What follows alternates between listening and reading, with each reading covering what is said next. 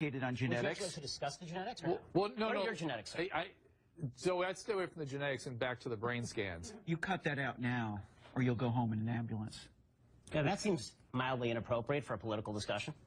Well, the problem is twofold here. One is what's actually being taught in certain ethnic studies classes, which tends to be on a myopic focus on the idea that America is a racist place against certain ethnicities and minorities. The second point here is just the giant waste of taxpayer dollars that this constitutes. Look, I took Jewish studies courses when I was at UCLA. There are only two reasons that you take a Jewish studies course. The first is to meet girls, and the second is to get an easy A. And that's why most students are taking ethnic studies courses unless they're buying into this radical ideology that really is the basis of all ethnic studies courses throughout America.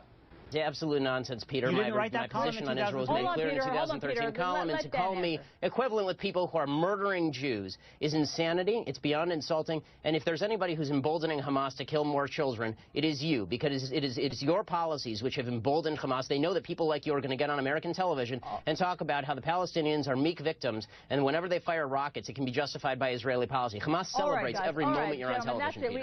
Relationship between employer and employee, and I think this is really the root of the morality of minimum wage when it comes down to it. And in two sentences here is that I would never force an employee to work for an employer at a given wage. That violates the 13th Amendment and constitutes slavery or indentured servitude.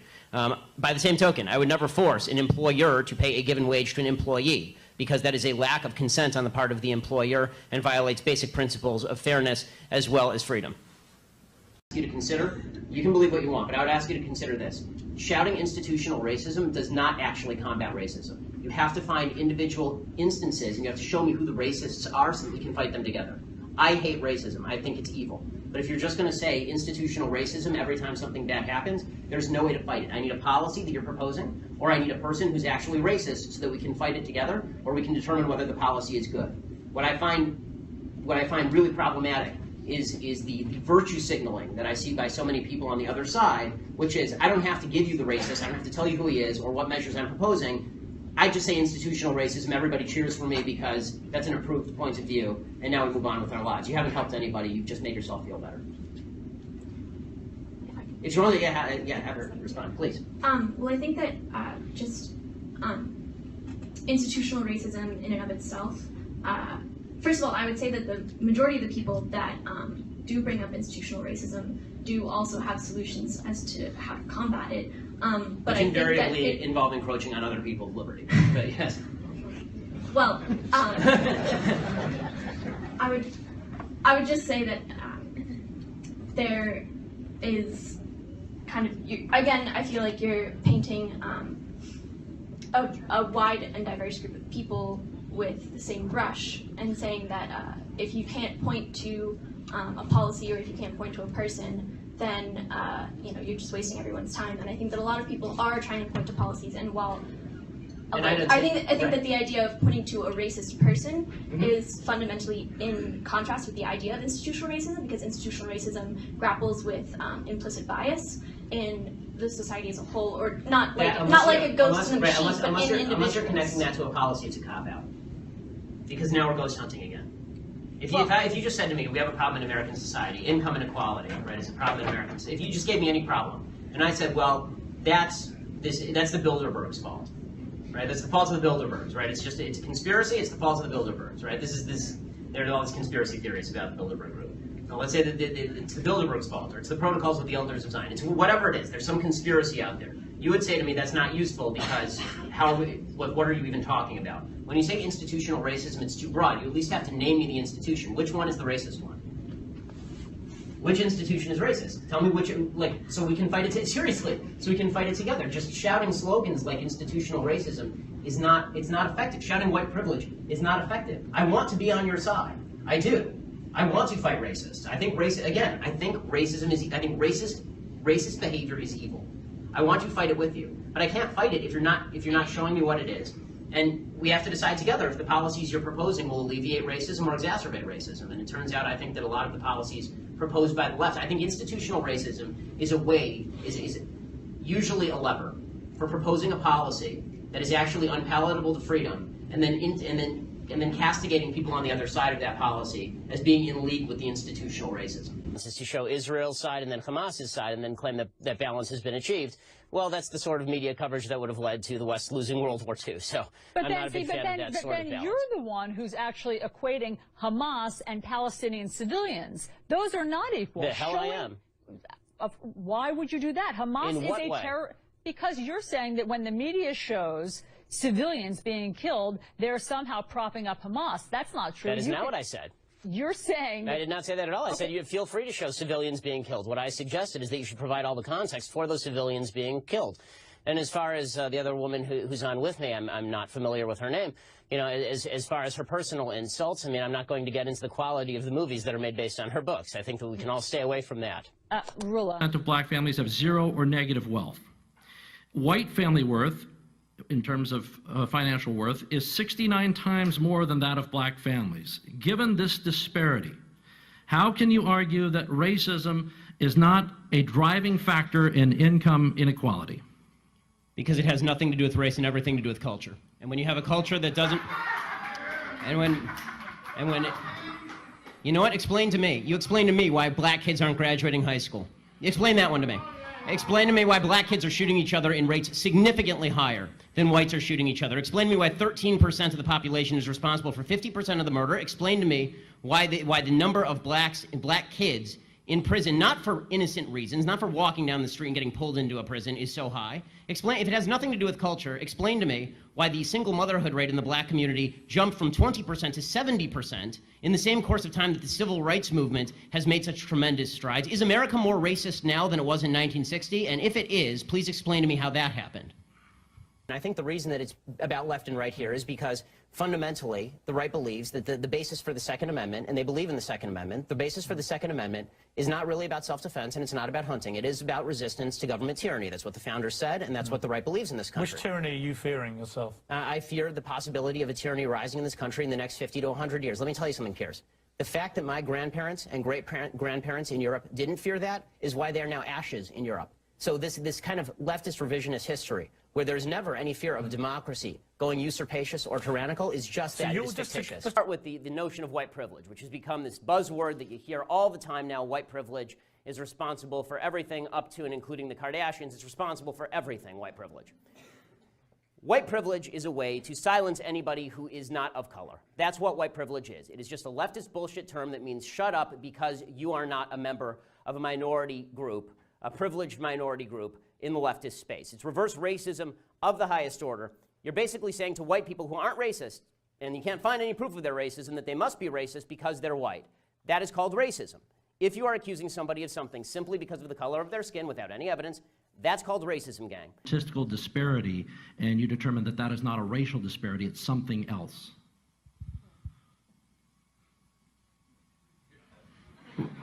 Well, we can return to it. That's okay too. Ben, do you want to? Yes. It's called evidence of racism. When there is no evidence of racism, it's probably not racism. When there is actual evidence of racism, it's probably racism. And the fact that everybody jumps from there's inequality and therefore there is inequity, just because there's inequality does not mean there was inequity. But there has to be racism. You can't say there's no racism. Without evidence?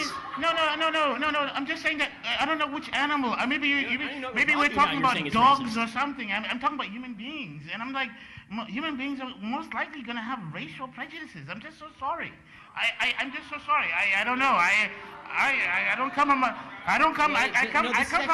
from planet Earth. Charles, I want to ask you a question. So your default is that when there is no evidence, racism is the deciding factor. That is no, I was not saying that.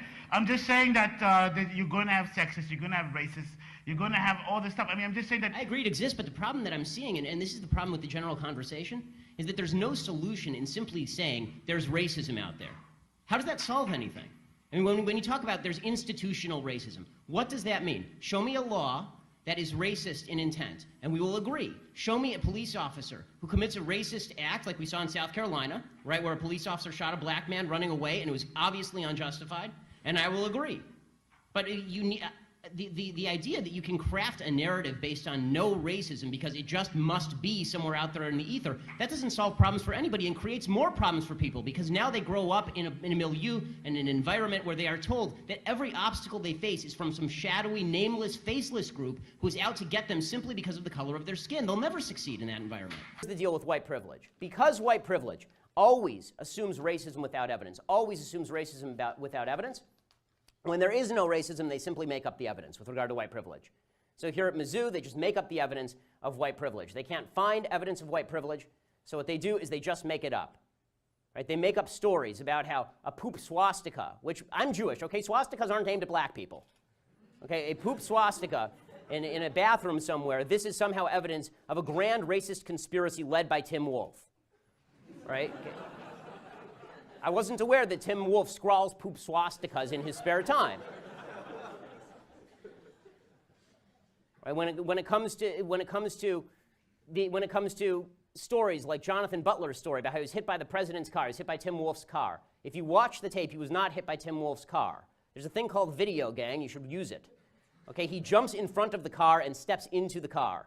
Okay, he acts like your kid acts, or you used to act when you were a kid and you didn't want to get in trouble for hitting your sibling, so you took your sibling's hand and hit them in the face and said, "Stop hitting yourself."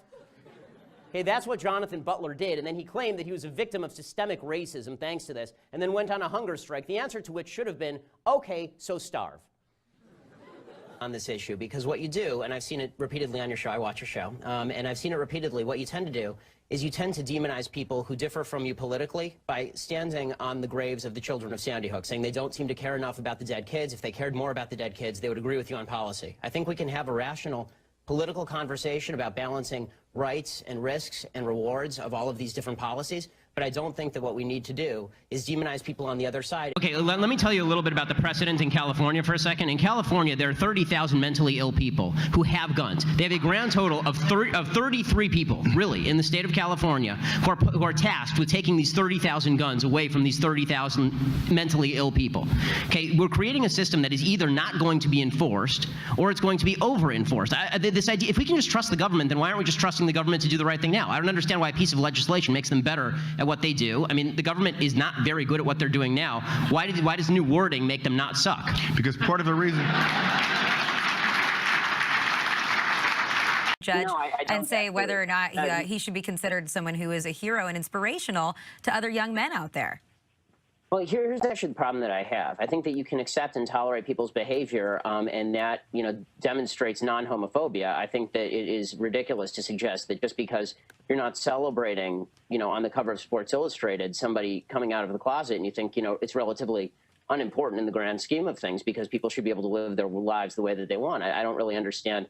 There were folks who were saying that that was a homophobic tweet. I'm still confused as to how it's homophobic simply to say that you don't think it's a heroic move in today's America to come out of the closet the same way that it was maybe 20 years ago.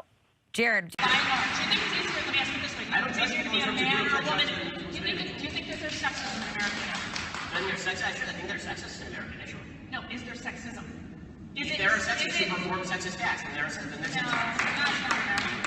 No, you're asking, is America structurally sexist? The answer is no.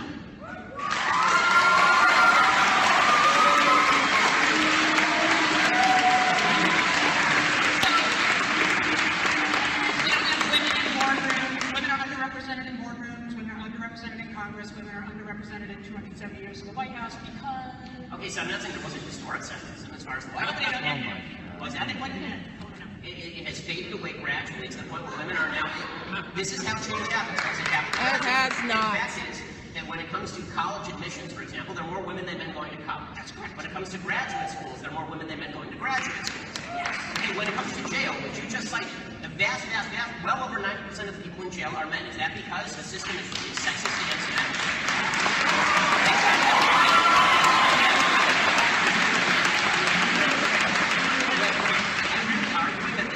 That the jailing system is now sexist against men because there are more men than women in prison? That's really your argument? No, it does happen to also be the case that more men commit crimes. There you go.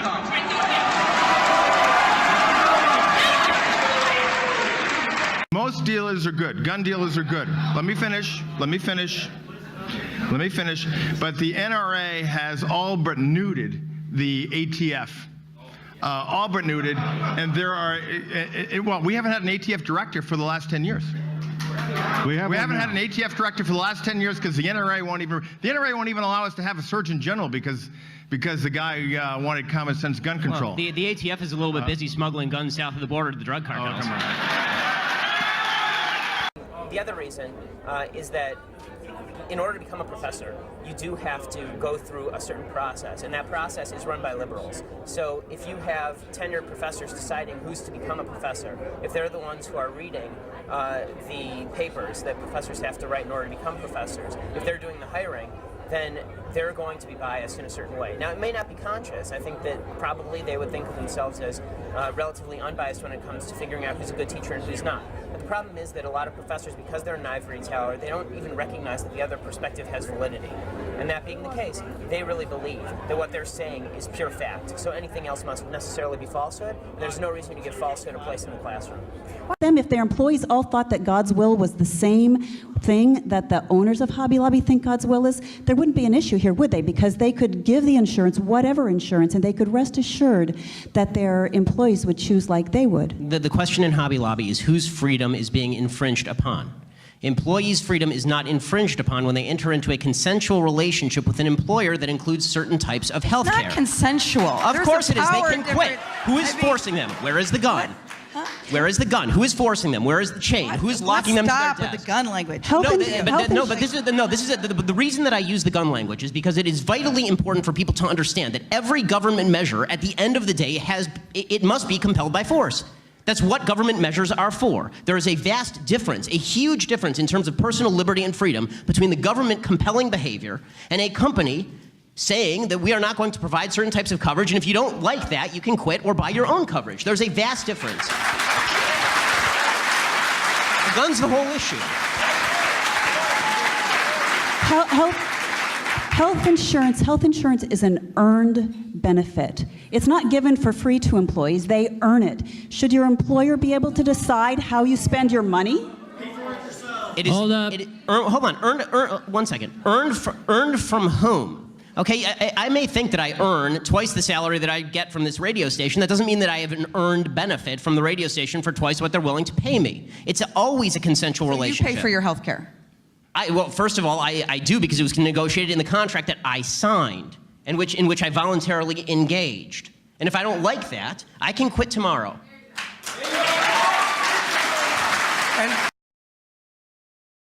Shapiro, from your newest book, Bullies, you write, President Obama was elected at least in part because he was black. It was a positive for him. Many Americans believe that America needed to elect its first black president to move beyond issues of race once and for all. Instead, they got a champion race bully masquerading as a racial unifier. What do you mean? What I mean by that is that President Obama came into office on this great wave of American approval, this idea that he was going to unify the country along racial lines. Instead, what's happened is that the president has really suggested in multiple ways not only the continuation of American racism, but that is one of the most serious problems still facing the country. We've seen it in everything, manifest in everything from the George Zimmerman trial to the continued focus on voter ID, the attempt by the Obama administration to paint voter ID as a racist thing as opposed to an attempt to quash voter fraud. The questioning the motivations of the American people, or at least his opponents, is something that President Obama likes to do on a pretty frequent basis, and it pays tremendous dividends. And the only sector of the racial population that showed up in larger numbers than the previous election cycle in 2012 was the black community. They showed up in numbers far outweighing their proportion in the population, which is great. I mean, it's wonderful they showed up. Unfortunately, a lot of folks showed up because they were convinced that by voting for President Obama, they were stopping a great racist tide that had kind of swum up to the surface against President Obama, as opposed to just people who opposed him politically. So when you hear the term... Explain. Who are the bullies? The bullies in America are the left, and internationally they're the left as well. But what the left has done in the United States is something very clever. They've suggested that they are the people who stand up for all of the various victim groups in the United States, and then by necessity, everybody who opposes them is therefore opposed to victims, and they're the real thugs, and they shouldn't even be part of the conversation. That's why whenever you see Democrats out there, they're always talking about how Republicans have nefarious and evil motives, right? They're racists, they're sexists, they're homophobes, they are only standing up for the rich, they hate the poor. That's the kind of way that the Democrats achieve their goal. Liberals in the United States don't want to have a conversation. They simply want to remove conservatives from kind of the legitimate mainstream political conversation so that they don't have to discuss what's the best policy for the most Americans. And so I'm sitting there and I'm rocking the baby back and forth, and I find myself tearing up. And the reason that I'm tearing up is because it's occurring to me for the first time, like it does for a lot of new parents, I would imagine for the first time, which is there's going to come a point where my baby is crying and I'm not going to be there. Right? There will be a point where, sometime, God willing, 90 years down the road, there's a problem in her life and I'm not going to be there to solve it. And she has to have the freedom and the capacity to solve the problem for herself.